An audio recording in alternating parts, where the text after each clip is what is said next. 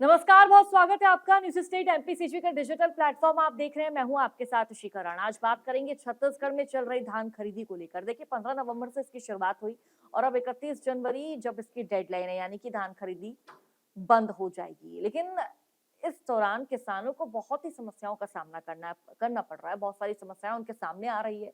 अब किसान संकट में है, आखिर करे तो करे क्या, क्योंकि अब डेडलाइन भी नजदीक है।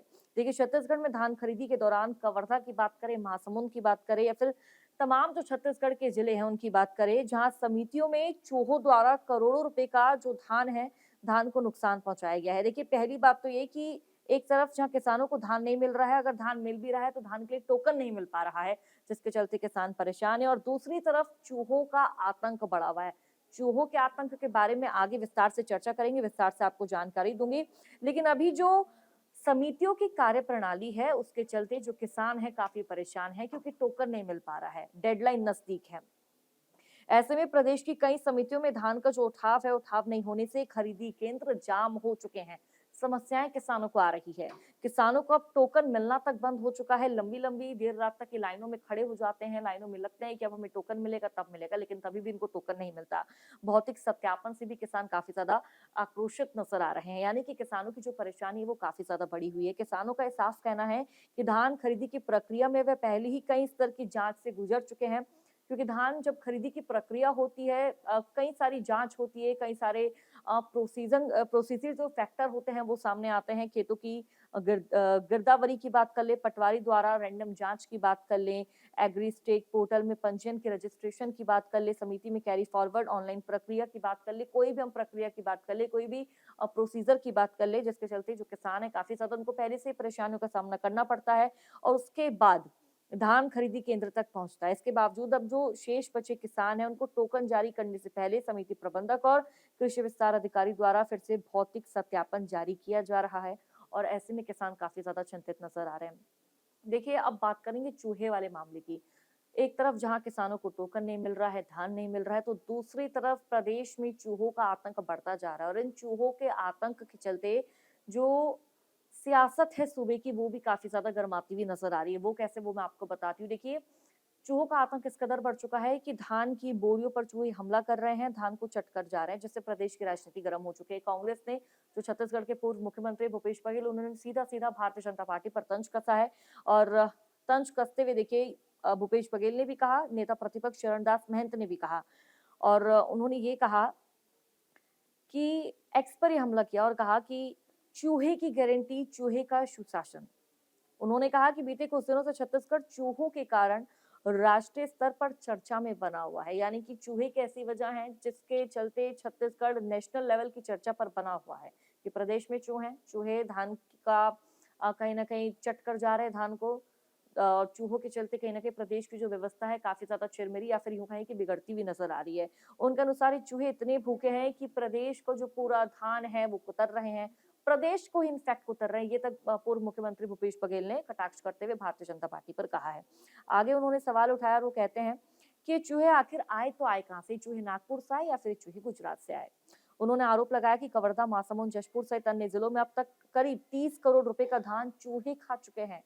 एक नहीं, दो नहीं, बल्कि 30 करोड़, बहुत बड़ी संख्या है, बहुत बड़ी कीमत है और ये धान चूहे चट कर चुके हैं। लेकिन सरकार ये स्पष्ट नहीं कर पा रही है कि इन चूहों को संरक्षण कौन दे रहा है, यानी कि इन चूहों को प्रोटेक्शन कौन दे रहा है, कौन इनके बचाव में खड़ा हुआ है। भूपेश बघेल ने यह भी कहा कि वही चूहे हैं जो जल, जंगल और जमीन को खा रहे हैं, हसदेव और तमनार को उजाड़ चुके हैं और अब बस्तर पर नजर लगाए हुए बैठे हैं। उन्होंने चेतावनी दी कि यदि समय रहते इन्हें पिंजरे में बंद नहीं किया गया तो ये पूरा प्रदेश खोखला कर देंगे। इसे भाजपा शासन में मूषक राज करार दिया गया है। ये भूपेश बघेल के बोल हैं जो उन्होंने एक्स के माध्यम से जनता तक पहुंचाए हैं और कहीं ना कहीं बीजेपी पर इसको लेकर कटाक्ष भी करते हुए पूर्व मुख्यमंत्री भूपेश बघेल, इसके साथ ही जो नेता प्रतिपक्ष चरणदास महंत वो नजर आए हैं। देखिए नेता प्रतिपक्ष चरणदास महंत ने क्या कहा, उन्होंने बीजेपी सरकार पर किसानों को सम्मान और उचित मूल्य देने में विफल रहने का आरोप लगाया। उनका कहना है कि जो भारतीय जनता पार्टी की सरकार है किसानों के लिए लाभदायक नहीं है, किसानों के हित में काम नहीं कर रही है भारतीय जनता पार्टी। ये सीधे रूप से नेता प्रतिपक्ष चरणदास महंत ने कहा। इसके बाद वो कहते हैं कि विधानसभा चुनाव के दौरान मोदी की गारंटी देने वाली सरकार आज किसानों को धान बेचने के लिए दर दर भटक रही है। मोदी सरकार की गारंटी ये रहती है हमेशा कि किसान को हम प्रायोरिटी देंगे, प्राथमिकता देंगे, लेकिन वो नजर नहीं आ रहा है। डॉक्टर महंत ने कोरबा और बागबाहरा में किसानों द्वारा आत्महत्या या फिर आत्महत्या के प्रयास का हवाला देते हुए सुशासन की विफलता इसको बताया है। उन्होंने धान खरीदी की समय सीमा 1 माह बढ़ाने, ऑफलाइन टोकन व्यवस्था लागू करने और पीड़ित किसानों को तत्काल आर्थिक सहायता देने की मांग की है, क्योंकि डेडलाइन नजदीक है। ऐसे में किसान काफी ज्यादा परेशान हैं। डॉक्टर महंत ने आरोप लगाया कि टोकन तुम्हर हाथ ऐप और बायोमेट्रिक सर्वर बार बार फेल हो रहा है, जिससे किसान हताश हैं, घातक कदम उठाने को मजबूर हो रहे हैं। उन्होंने कहा कि तकनीकी अव्यवस्था के कारण किसान मानसिक तनाव में हैं। जो तकनीकी अव्यवस्था है उत्पन्न हो रही है, जिसके चलते किसानों को मेंटली टॉर्चर होना पड़ रहा है और काफी ज्यादा किसान चिंतित है, परेशान है। बुधवार को देखिए कांग्रेस पदाधिकारी और जो कार्यकर्ता हैं शंकर नगर स्थित जो राजीव भवन है, खाद्य मंत्री को चूहा पकड़ने वाला पिंजरा भेंट करने लगे। सियासत इस कदर पहुंच चुकी है कि यहाँ पर जो पिंजरा है जिसमें चूहों को पकड़ा जाता है, कैद किया जाता है, वो तक अब भेंट किया जा रहा है। और देखिए जब ये आगे बढ़े तो पुलिस प्रशासन द्वारा इन्हें रोक दिया गया। इसके बाद कांग्रेस नेताओं ने पिंजरा पुलिस को सौंपकर प्रदर्शन समाप्त कर दिया। यानी कि सीधा सीधा कांग्रेस भारतीय जनता पार्टी से कह रही है कि अगर आप ये कह रहे हैं कि भैया 30 करोड़ का जो धान है वो चूहे जब्त कर चुके हैं, तो पिंजरा हम आपको दे रहे हैं, आप चूहों को पकड़ो। तरह तरह के जो सवाल है दागे जा रहे हैं भारतीय जनता पार्टी पर, लेकिन किसानों की समस्या जिसकी तस बनी हुई है।